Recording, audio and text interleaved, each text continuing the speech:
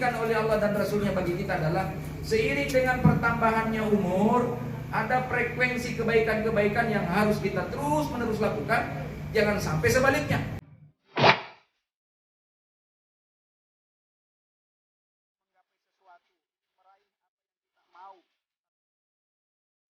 Khalifah. Kan? Yang penting kalian tunjukkan kinerja kalian di dalam melakukan.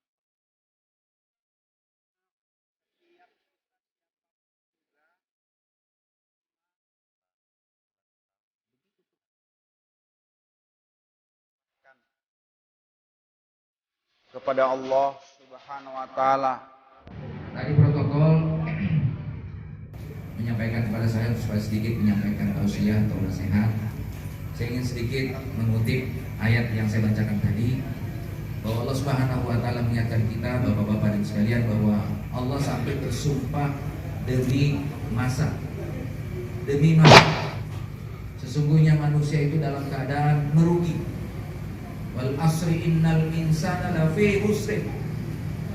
Artinya seiring dengan perjalanan waktu, seiring dengan pergantian waktu, pergantian hari, minggu, bulan, tahun, atau boleh juga diterjemahkan seiring dengan bertambahnya usia, Allah bersumpah bahwa sesungguhnya kita itu dalam keadaan merugi.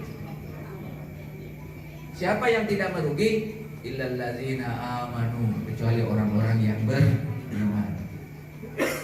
Diiringi dengan wa'amilus sholihat. Tidak cukup hanya sekedar beriman, tetapi harus diaktualisasikan imannya dengan bentuk amal soleh. Tidak cukup dengan hanya sekedar beramal soleh untuk diri sendiri, tidak. Wa tawasau bil haq, harus juga mengajak kepada orang lain, saling pesan berpesan agar supaya konsisten dengan kebenaran. Dan yang kedua adalah watawasau bisobar, saling pesan berpesan, saling ingat mengingatkan, saling dakwah mendakwahi untuk tetap bersabar ketika mendapatkan ujian, bahkan ketika mendapatkan kesuksesan pun tetap kita harus bersabar.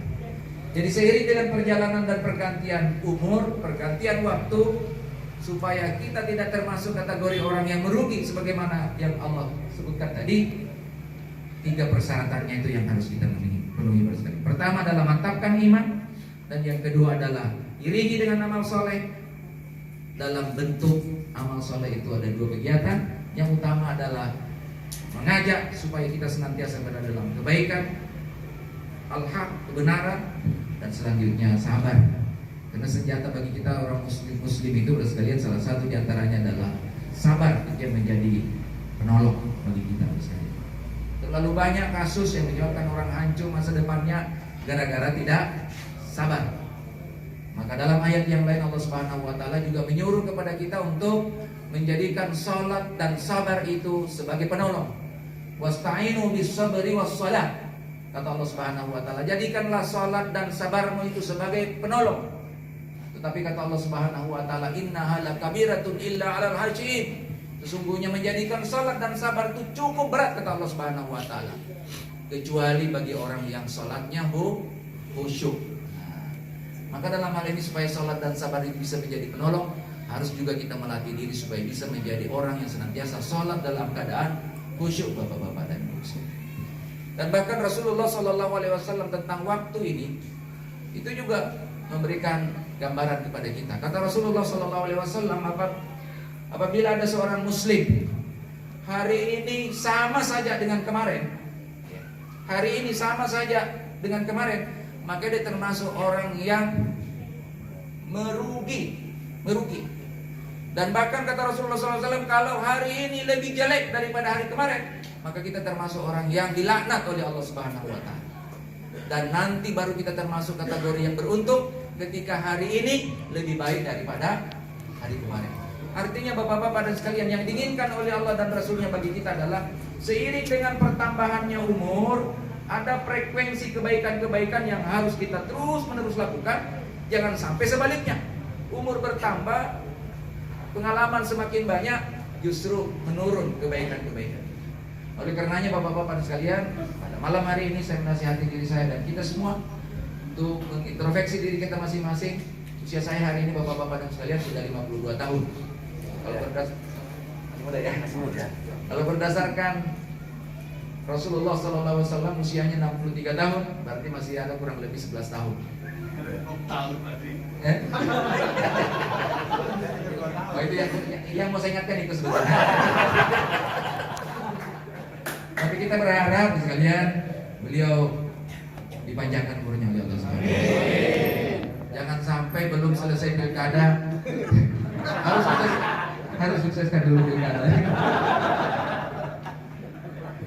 Bapak-bapak dan sekalian, saya kira itu yang singkat ingin saya sampaikan kepada kita.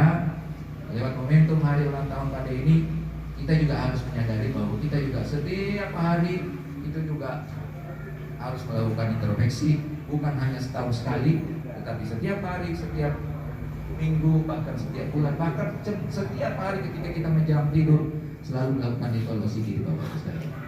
Karena ternyata ajal itu sekalian, berdasarkan hadis yang pernah saya baca, itu malaikat Israel itu dalam satu hari itu melihat dan menjenguk kita 70 kali Pak mendatangi kita. Bayangkan dalam sehari. Makanya ada orang tiba-tiba sujud meninggal. Kenapa? Begitu dikunjungi sampai balik umurnya ini langsung selesai. Malah tidak sakit, tidak apa. Ya, 70 kali dalam sehari semalam ngontrol kita. Oh dicek, oh belum sampai. Dicek lagi, belum sampai. Lo bayangkan Pak 70 kali itu kira-kira berapa menit sekali kunjungi kita? Ya. Ya. Kurang lebih 1/4 jam, lihat lagi. 1/4 jam, lihat lagi. Oh ternyata belum. Begitu nyampe langsung, makanya ada orang meninggal langsung meninggal. Kalau kemarin ada orang sedang asik menyembelih sapi, meninggal. Nah, itu sebabnya boleh jadi karena begitu dijenguk oleh malaikat Israel sampai langsung selesai. Tidak diketahui padahal ada juga orang seterus bertahun-tahun, ya kan? Menurut keluarganya, kayaknya nih sudahlah ya Allah, seandainya Engkau memang menghendaki, ya Allah ambillah daripada dia menderita, ternyata tak mati-mati. Karena memang belum waktunya Bapak-bapak dan Ibu sekalian. Karena yang namanya kematian itu tidak berbanding lurus dengan obat, tidak berbanding lurus dengan usaha dan ikhtiar manusia. Sebab Allah Subhanahu wa taala menyampaikan di dalam Al-Qur'an, "Idza jaa ajaluhum la yastakhiruna sa'atan wa la yastaqdimun." Apabila telah ajal sampai, kata Allah Subhanahu wa taala, maka tidak bisa dimajukan sesaat pun ataupun dimundurkan walaupun hanya sesaat. Artinya Bapak-bapak dan Ibu sekalian, kalau sampai waktunya bukan karena obat, bukan karena sesuatu, tapi karena memang Allah Subhanahu wa taala sudah sampai ajalnya bagi kita.